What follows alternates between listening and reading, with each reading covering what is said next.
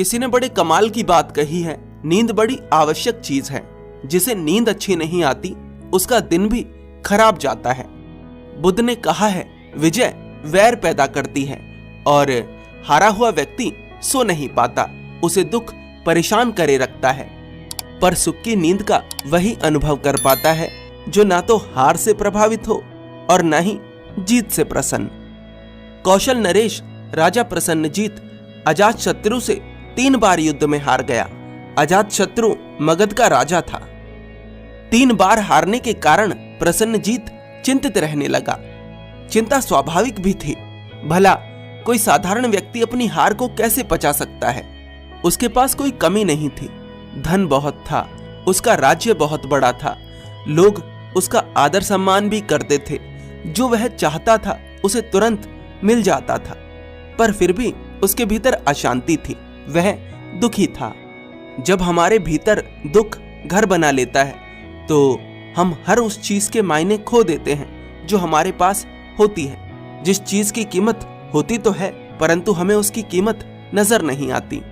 प्रसन्नजीत ने 3 बार मगध पर हमला करा और तीनों बार हार गया।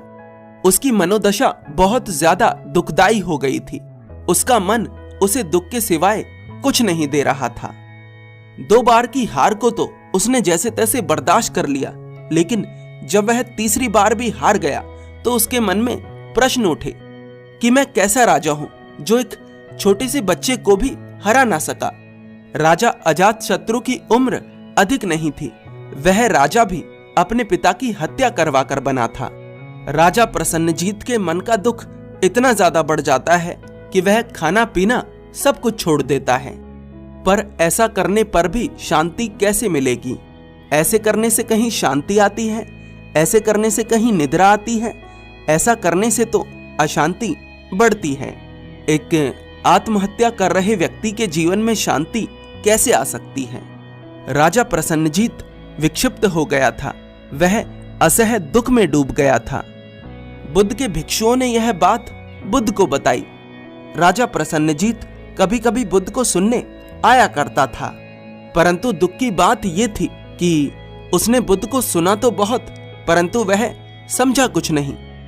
प्रसन्नजीत बुद्ध को सुनने आता था, पर फिर भी यह दौड़ जारी ही रही।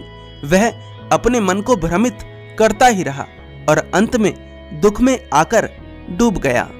बौद्ध भिक्षुओं ने बुद्ध को बताया कि राजा प्रसन्नजीत 3 बार युद्ध में हार गया है, जिसके कारण उसकी मानसिक अवस्था खराब हो गई है।